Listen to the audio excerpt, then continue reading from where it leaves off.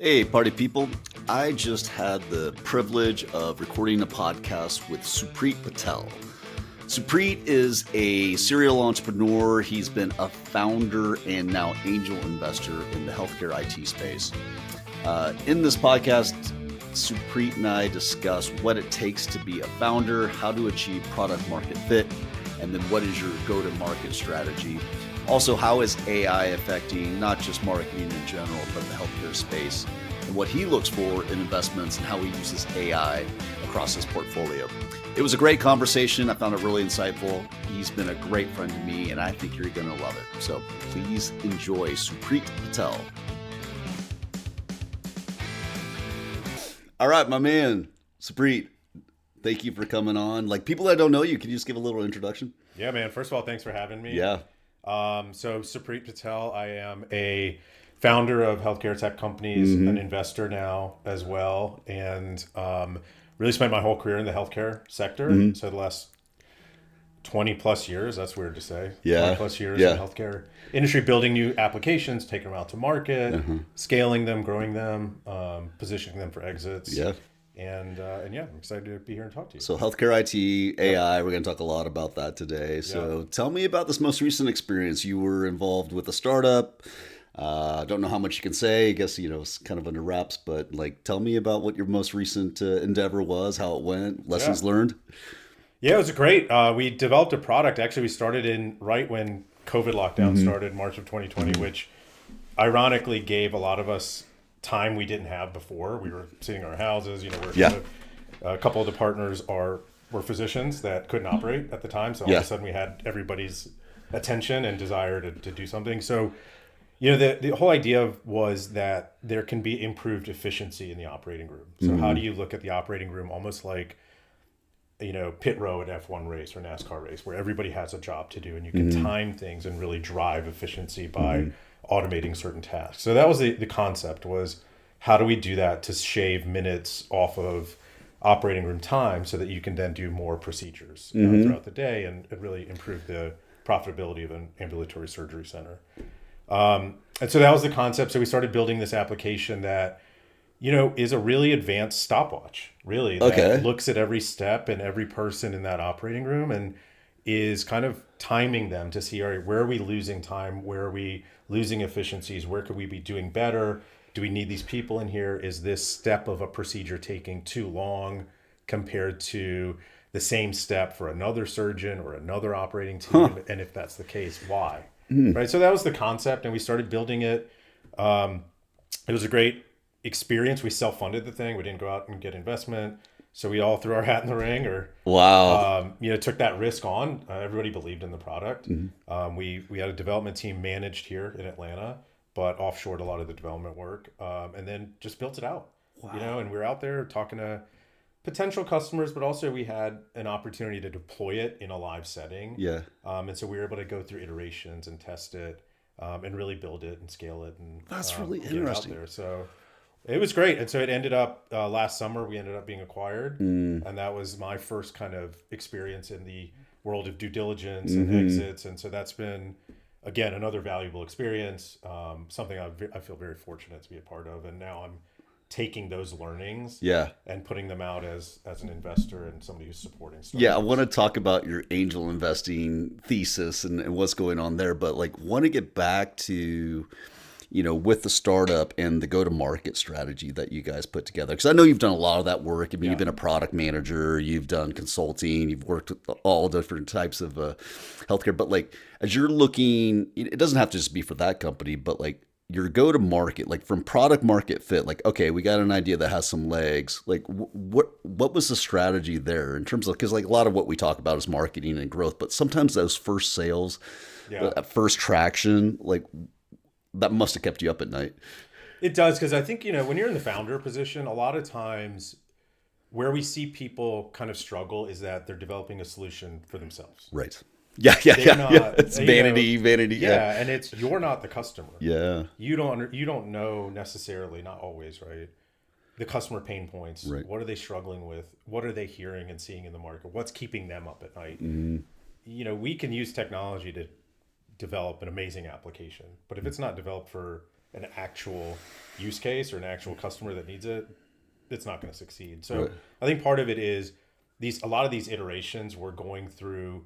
What are customers actually struggling with? Because we can put up a version 1 of what we think is happening, but then version 2, 3, 4 has to really address customer feedback. And I think a lot of the companies we work with now, they kind of struggle to fill that gap. They can have a really good sales process or this or that, but what they don't do is then take that market feedback from early conversations. And a lot of those early conversations, as you know, can be no's. Yes. Right. Most of them are no's. Right. Okay. Why is it a no? What is this not addressing? And it's not just price point, it's functionality, it's features. And so I think tying that back to the product development roadmap is so vital. And I think a lot of folks kind of miss that piece. Is that because most founders are engineers? They have that myopia of when the customer doesn't understand this or they're just not getting it. Yeah. I think a lot of them are more product people, Yeah. not customer people.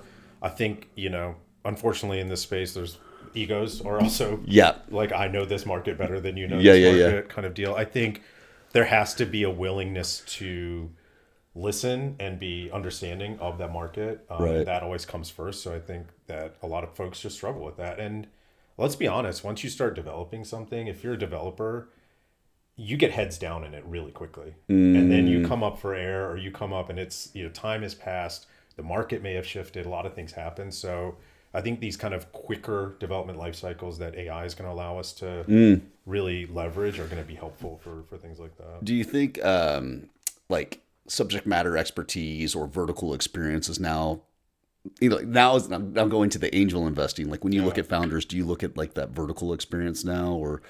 Yeah, I mean, I think yes and no. Yes, it's great to have some experience, but one of the things we do when we're making investments, and we've made 3 so far in early stage healthcare tech companies, but we're really looking at the founders as people. Are you willing to take feedback? Are you willing to pivot? Are you, all the things that we want to see in a founder is those character traits. Right.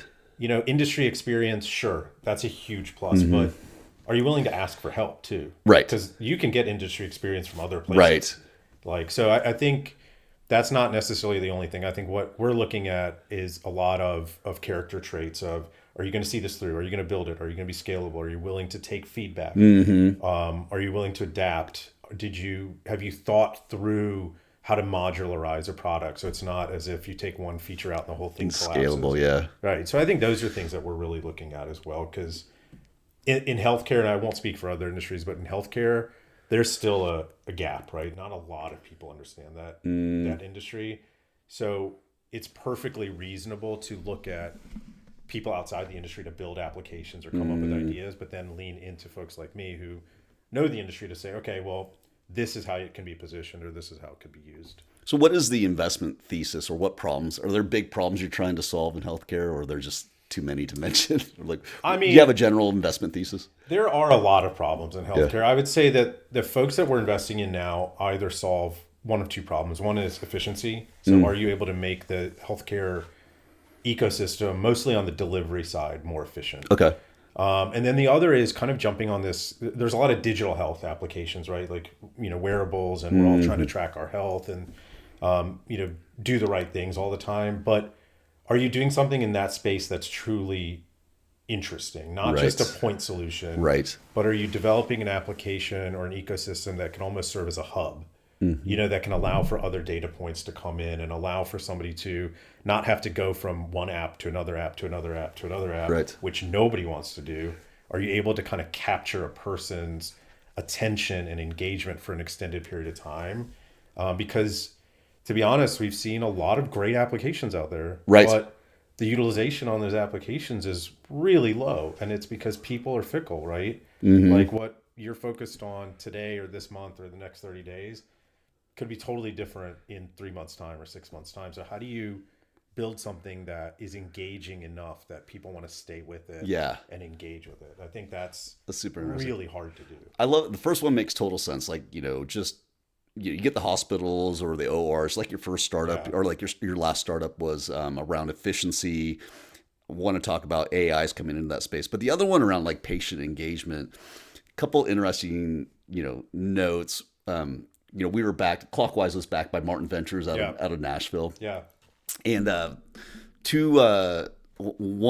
company was called Aviline. I don't know if you ever heard of them, but like basically it was an app for women that wanted to get pregnant. Okay. So you had like a highly engaged group getting on this application sometimes 20 times a day, checking on the app, right? Yeah. So he just picked the great population. What he learned, I think he came off like a different population set. Yeah. Like diabetics. Yeah. So definite need, got to check your blood sugar, all this thing. But they kind of like, especially type 2, you kind of got into this because you weren't checking your health that much. You weren't that checked in to begin with, right? So it was like, that group really needs us, but they're just not a highly engaged population, right? Yeah. Do you run into those situations too? 100%. Yeah. I mean, I think that's a great example, right? I mean, it's the diabetic population needs to do something, but keeping their attention and keeping them engaged is a totally different battle, right? I mean, and I think there's this shift coming in. I know we're going to talk a little bit about AI, but I see AI can be helpful in being more proactive and engaging the end user. Right? Yes. It's not just about I'm going to type something into a Gen AI chat window and get a bunch of information back. It's okay, great. Now what do I do with that information? Mm-hmm. How do you help me do that? And then how do you remind me that I need to do it? Yeah. And then, or just do it for me. That would be great. Like I got these wearables now on my tricep. It's loading into the AI. It's connected to my pharmacy and my doctor. And it's, your pharmacy, your doctor, there's also external factors, right? So we, in Atlanta over the last month, I don't know if you've noticed, but the pollen has gotten out of control, right? So what was it like? And it's, I'm going to butcher the number, but it was something like 7,000. Yeah, they're like made up numbers. They're made up numbers. Yeah, but I was like, that just seems astronomical. Like, how can you, And we were in Denver, it was 0. So I was like, I feel. But, I was talking to somebody, one of the companies we invest in recently, and we were talking about this as a use case to say, how do we make the AI that you guys have in your app more proactive, right? So if I was to wake up and it said, oh, pollen count at X, here's what you should do today. Here's how to combat it, or here's some diet tips for you for that moment, for that exact moment. Not, hey, allergy season is coming up next month. Here's 5 points that you're going to give to every single person. I'm not every single person. I'm an individual with my own like biomarkers, with my own everything, right? So how do you customize something for me and make it so that it's something I'll act on? How do you make it as easy as possible? I don't know how much do you play with the different models, but have you noticed the memory has been better? It keeps bringing up stuff from past chats. I think it does. I mean, I think as we develop, we'll get smarter. And also, we're putting more data in, right? And so we put more data in. These things are obviously learning very quickly and are retaining. So I was on it this morning. I was playing with Grok and I was talking about like, why does one nostril clog and the other one and it flips at night? And it's like, well, it's your natural circadian rhythm. And I noticed you were asking about smelling salts last week. We recommend you go very moderately. It's time. It's like, oh, why were you asking about smelling salts last week, which is for workout stuff, and this week you're worried about you may have forgotten that you were asking about smelling salts last week. I was like, well, that's a good call. Probably shouldn't do that. Good reminder. That shouldn't do that. Cancel that Amazon order or whatever. We'll just use the eucalyptus, and that's going to be better. Maybe a saline flush, and then there you go. But it does go to how much do you trust, right? And I think that's where people are. I don't know where we are on that. Like, I think some people are just taking whatever comes out of that as truth. And some people are, debating it, or is there bias in there? Or, I mean, I think it's a tricky road, and we've just unleashed it onto the world, and now we're all kind of reacting to how to handle it, and how to use it, how to leverage it. I don't know. Do you want to jump into AI? Well, one, let's talk about it for you and the angel investing. Like, where are the pillars for you around AI? What are your companies doing, or how are they using it? Did you even use it in the startup that you just exited? We played with it. So we did an iteration of our application that leveraged some computer vision technology and embedded it into cameras. But then it ended up being, and we did, build that out a little bit, but, it was interesting when we listened to our consumers, our customers, it ended up not being a feature that they needed right away. And so we said, all right, let's just kind of put pause on that right now and go forth with the current application as it exists. So it was something that, it was a good lesson, right? Not to like outkick your coverage. We didn't need to do that at the time. it was a good experience to kind of go through prototyping it and having it there in case it was like an add-on. That Did you just use general, data science just to do? Yeah. Okay, so you just use that for the general layer, which people are calling AI now, which used to AI be just has a lot of different variations, right? Like even like analytics is getting confused as AI for like in the initial periods too. Yeah. So I think, AI, it's interesting. It's allowing people to get insights from their data that they previously either didn't get or didn't know to ask for or didn't know how to look for. I mean, I think a lot of people are now understanding that, whoa, I have a lot of data. Yeah. And traditionally you would put that data into dashboards or whatever, management reports, things like that. But now with AI and the ability to converse with it, you're able to go deeper and ask for, other correlations or find connections. And I think it's opening up opportunities for people to make more use of their existing data. So when we look at companies that we want to get involved with, that's certainly one aspect of it. The other aspect is your AI doing something for the user, or is it just a reactive feature that somebody can go in and converse with? Right. And I think it has to be more proactive. And I think, we're seeing this shift in agentic AI, right? Where it's agents that can actually go execute a task. In the healthcare world, it would be, hey, noticed your XYZ levels are up. You should schedule an appointment with, your primary care doctor, rheumatologist, whatever specialty you need based on that. I'm going to schedule that appointment for you. Yeah, go ahead and make it happen. Execute that task, because if you don't, I think we both know people just aren't going to do it. No. And so I think that's where we start getting really interested and excited, is if somebody's tackling that next problem of executing the task for the person, that's key, because that's going to drive engagement. Because if you're going to do that for me, then I'm going to be hooked. Yeah. Like I'm going to use it. I'm going to recommend it. It's going to grow. But if you're not doing it for me, and if you're waiting for me to come in, it's just not going to happen. Yeah. Again, it's like that's why concierge medicine is kind of taken off. You have like this top 20, 10% of the population that's highly engaged on their health, and they're willing to pay an extra. But then there's other layers like, well, if it doesn't go through my insurance, then if I can't get Blue Cross Blue Shield on board with it, or Humana, will they be involved in this layer of automation and agents? I don't know. I feel like that's always been a sticking do point. They have even more data about me now? Like, do they have any more data about me? Yeah. I think people are.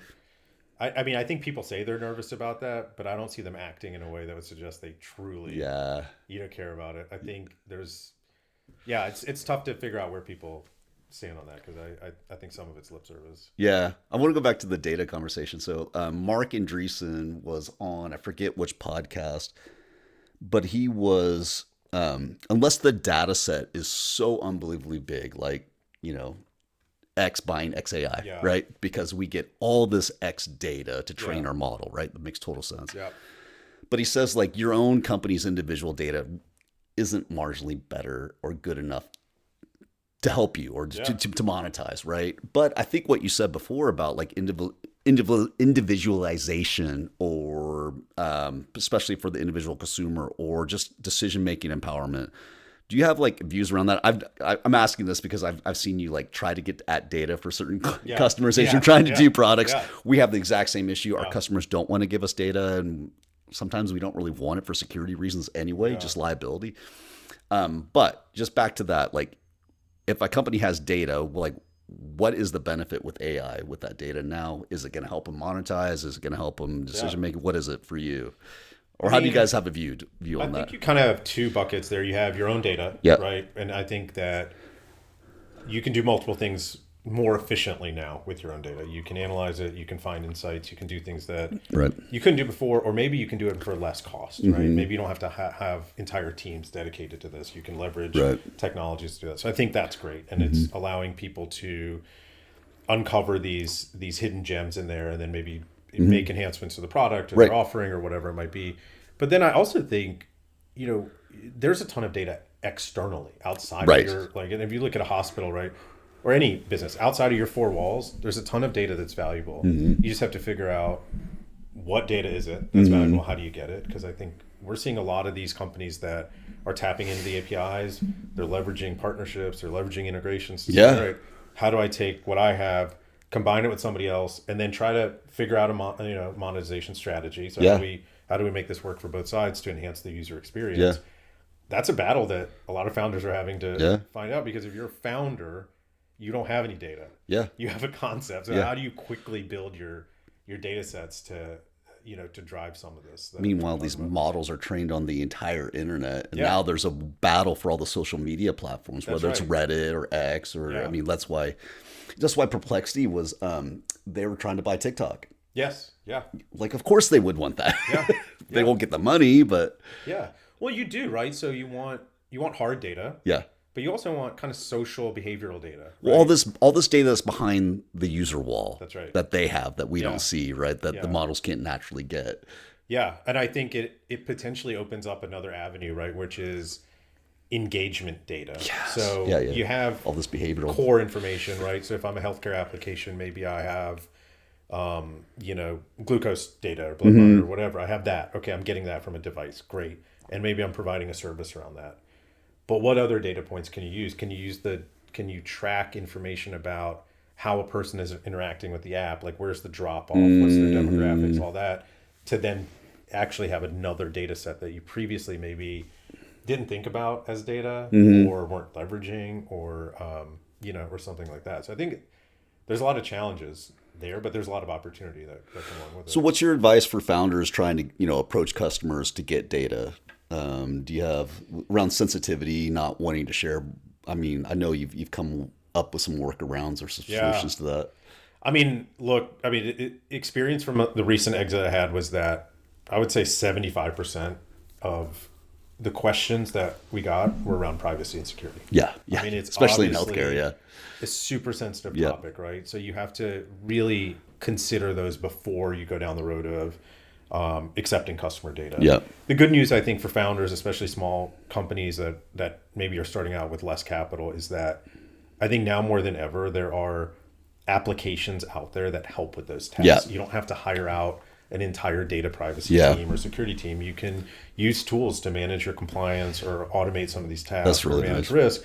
That takes a lot of work off your plate. It takes a lot of stress off your plate. Mm. So instead of having to go through these long, SOC 2 certifications, or like engage a big four, whoever Right. it is, to do that, you can go to middleware, let's call it, companies that handle those tasks for you. And I think that's freeing up founder time. Yeah. I would say- Because they'll anonymize it, they'll scrub it, and then when Yeah. it gets to you, you're not seeing anything that's Well, and then even, like, compromising. the And policies they're and SOC 2, and they're HIPAA That's compliant, right. and they're And they'll even write the policies and procedures for you, Yeah. right? So they do all that so that when it comes time to exit, you have all of these kind of boxes checked, and you don't have to scramble at that point. Because I think that it can be a capital and a brain drain to be having to try to focus on that side of your infrastructure instead of focusing on product market fit, like you said earlier, customer demands, iterating, Yeah. things like that, where that's probably where the founders' minds usually should be anyway. yeah. So I think that's been a good thing for them.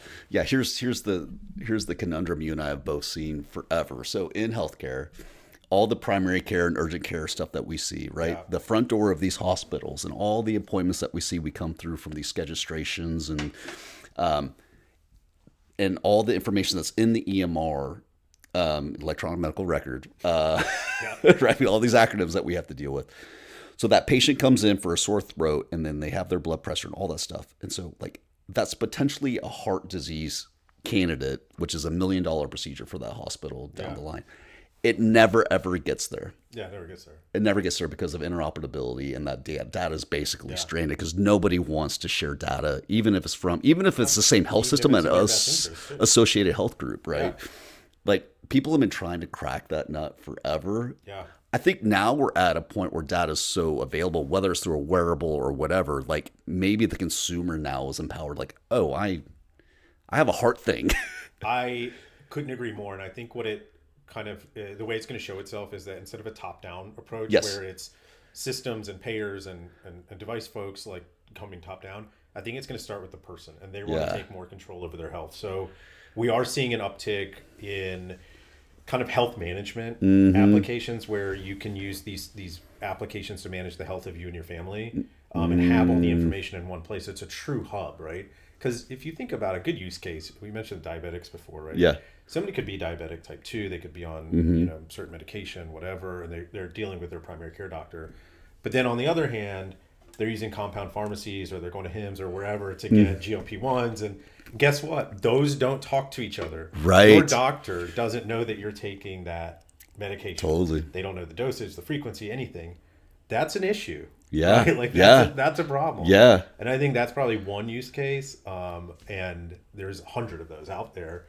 But if you go bottom up, and if I'm the consumer, if I'm the patient in that case, and I can log that information, or have somehow have that pharmacy integrate with my digital health application that says, all right, here's when the delivery was made, here's the name of the drug, here's what you're doing, here's frequency, and then be able to show that to my physician when I'm talking to them. Wow, you just made their job easier. For sure. You took some risk off their plate.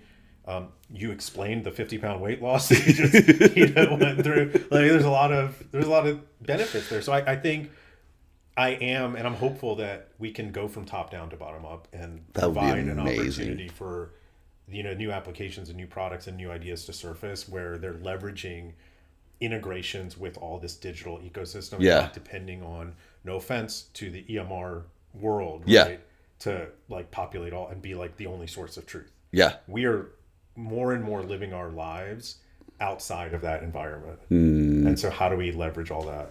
Yeah. To be healthy? I mean, does Epic take wearable data? Do you know? Oh my gosh, I don't know. Okay, I doubt it. I would doubt it, or I would say that it's probably a tricky path, or maybe it's exclusive. We don't know like what vendors they want to integrate with or don't want to integrate with. Yeah. I have no idea, but it'd be interesting. And even if they did, right? Your physicians have such limited time with their patients. Like I feel like there's so much strain on that provider side of things. You can take all the data you want in, but are you making it actionable to the person who needs to use it? Yes. Like, are you using it to highlight like high risk so that you can focus on the, 5% of a patient census that really needs proactive interventions? Like, how are you using that?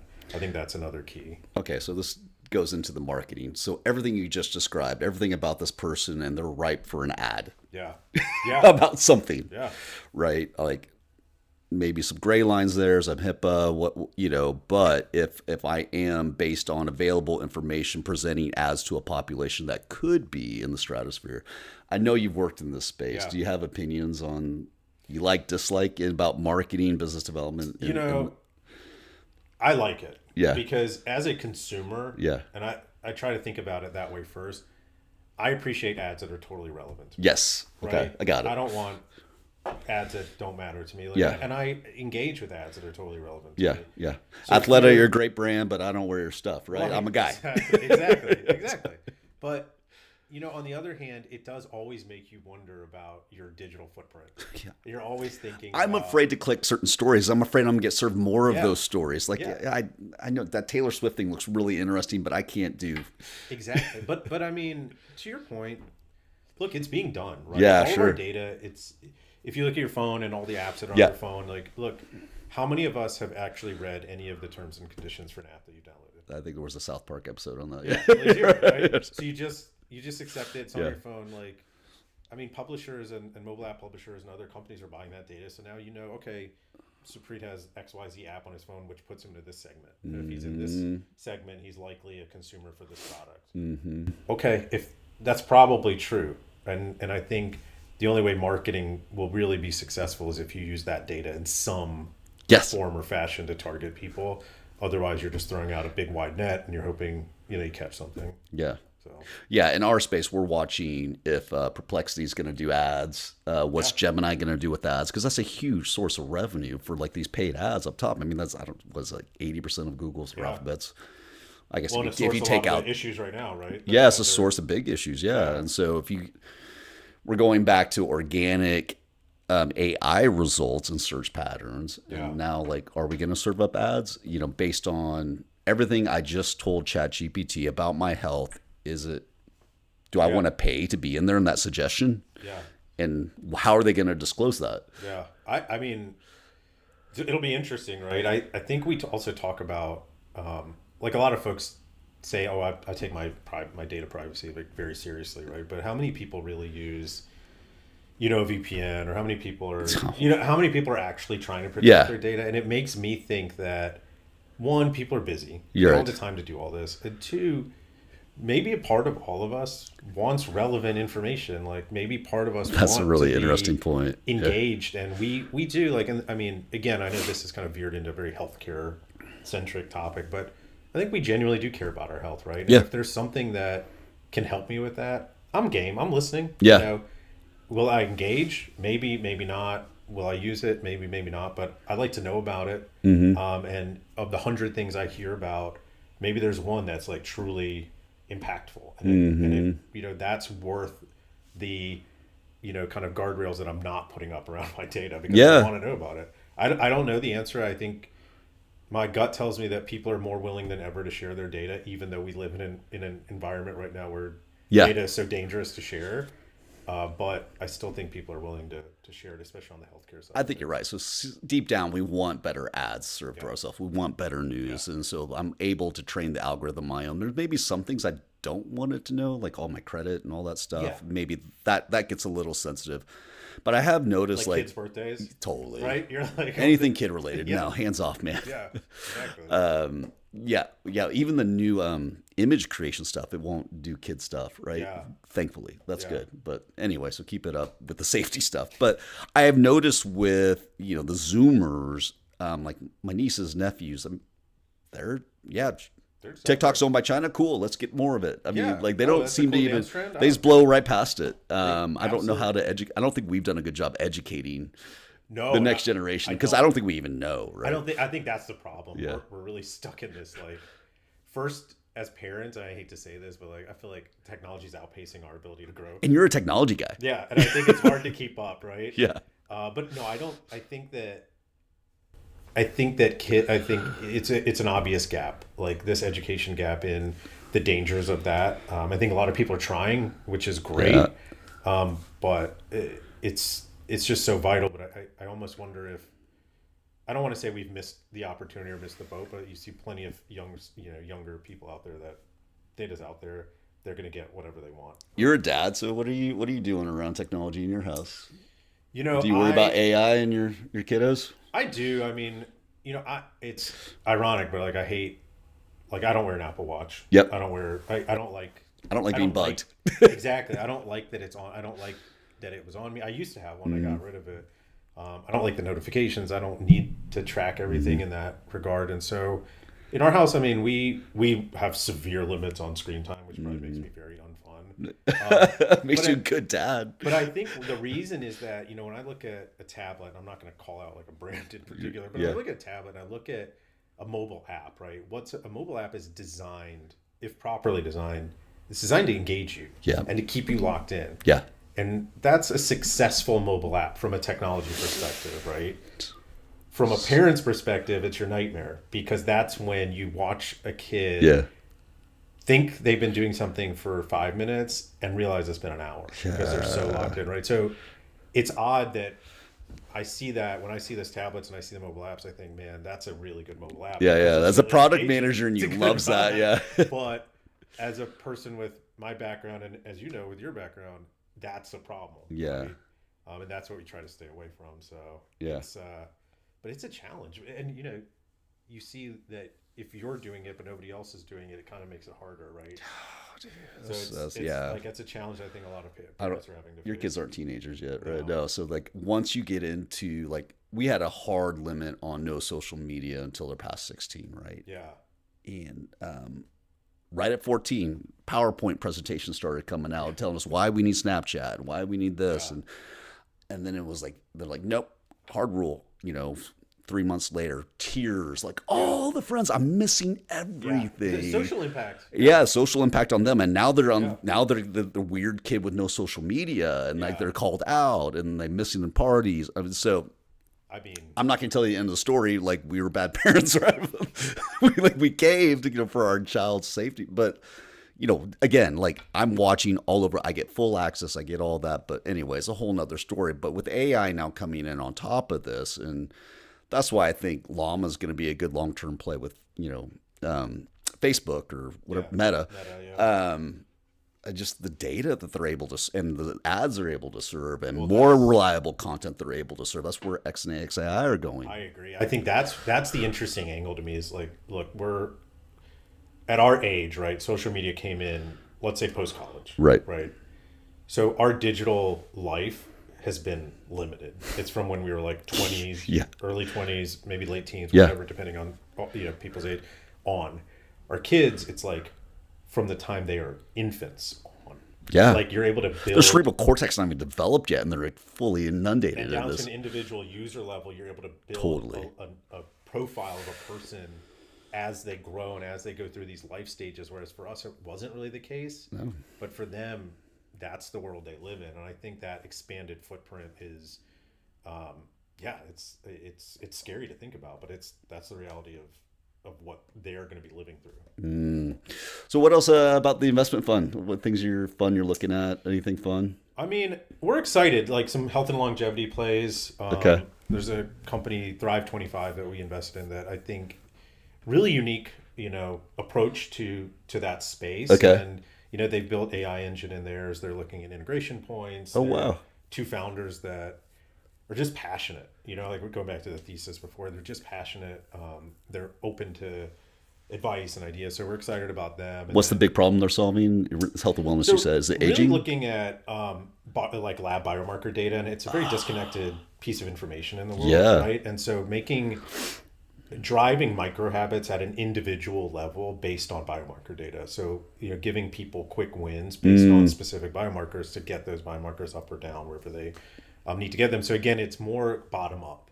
And I think that's what excited us was like, hey, they've kind of come at it from the individual level and made it Do you empower the personalized. engaged population? Yeah. So we're excited about them, and then a couple of others more in the health management space. So centralizing and becoming hubs for health data, which I think, we're in this interesting age group where I think a lot of us in these like 40s and probably high 30s to low 50s are in that sandwich generation, right? Where we're taking care of parents and elders, but we also have kids, and so we're interested in a couple of apps that are managing that to allow you to have more visibility into your health records, your family's health records, your parents, your kids, and put it on one place so that everybody's on the same team, and you can have like a family care team that's well informed and can make group decisions. So those are a couple of the things that we're looking at and excited about. Love it, man.